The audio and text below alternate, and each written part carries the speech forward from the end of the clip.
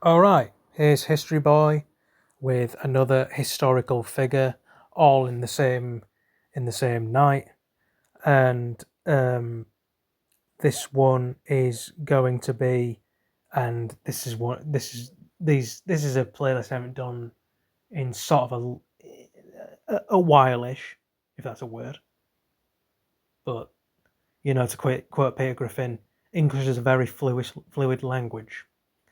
So yeah, this is the third episode of Leaders and Commanders, and I'm going to be talking about uh, an Anglo-Saxon warrior of great mystery called Rædwald. And you don't really know him, then people who know, those of you who know about I've read about the Sutton Hoo thing, with the shipwreck in southern England, and the you know with the helmet, with the mustache that looks quite for lack of better words, badass, cooler looking than their not more northern tribal cousins slash rivals, the Vikings. Actually, I like that helmet, the angle and so on kind of helmet more. Um, this is about uh, yeah, this geezer was about it was a warrior king of East Anglia, specifically the part of it belonged to a tribe that lived that settled in Norfolk and Suffolk, and actually he was the first East Anglican or Anglian king to convert to Christianity, and actually comparatively, how we think of all the kind of stereotypical uh, like festivities and objects that are associated with Christmas, like the feasting and the Christmas trees. Well, some of you may know that Prince Albert, who was from Germany, popularized the whole having families having Christmas trees in their households. Well, that comes from like an old like Nordic, Germanic tradition of when people from Germany and future Scandinavia were from like the woodlands with the pine trees and stuff like that, where it was more common, and they'd chop them down. So that's more like based off a Germanic pagan thing, rather than just honoring Jesus Christ. There's the whole modern kind of pagan thing and Christianity and sort of honoring Jesus, all combined into one, modern tradition that we now know as Christmas. But um, Wald kind of set the beyond Germany and Denmark, the kind of um, the the the makings of of the of the of today's um, Christmas, Christmas household traditions a good 1,200 years before Albert popularized the Christmas tree thing and the merriment type stuff and all the caroling and what have you, which I thought was interesting. So I put that, that little factoid there. Um, yeah, it was thought to have died in uh, the year AD 624. Um, said to have been in charge, being the big cheese since 599 AD. But the thing is with the Sutton Hoo thing, that's sort of still sort of a mystery, the shipwreck stuff, because I was reading a bit back and off and on now, where the archaeologists and historians reckon that that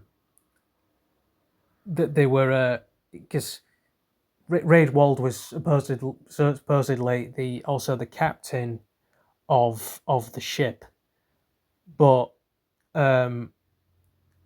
yeah, I think there was some treasure that was found that some Anglo-Saxon mercenaries brought back from what is now Syria.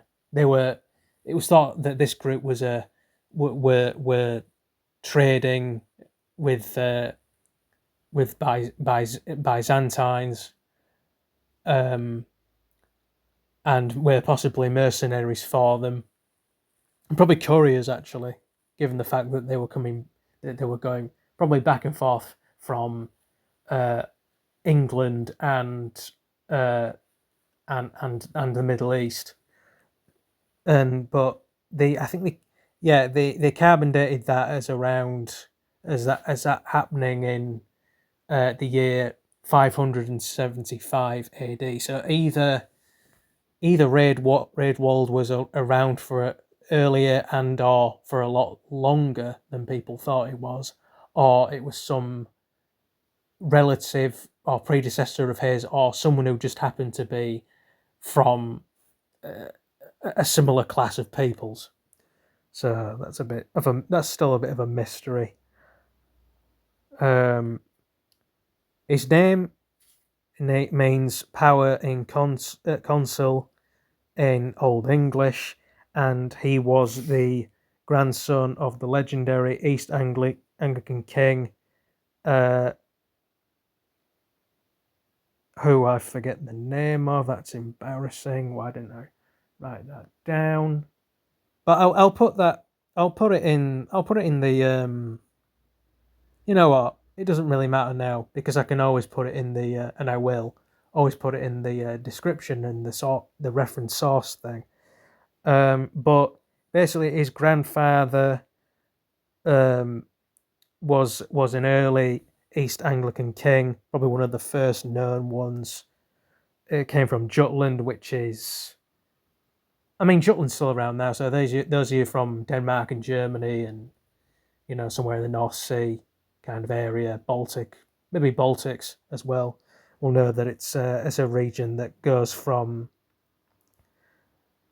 from Germany to Denmark, and Rædwald's great granddad, just granddaddy, was mentioned in the old poem Beowulf, which is popularized and also is well known for being made into the kind of video game looking motion capture film, which starred Anthony Hopkins as Hrothgar, who I guess hires Beowulf to take care of their, not to spoil the film, his monster problem. And there's, good old Ray Winstone as Beowulf.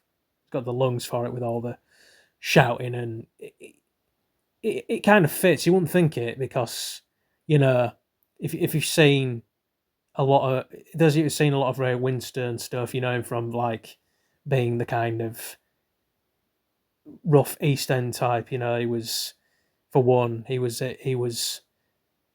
known for Sexy Beast, being an ex safe cracker or whatever. But it somehow works.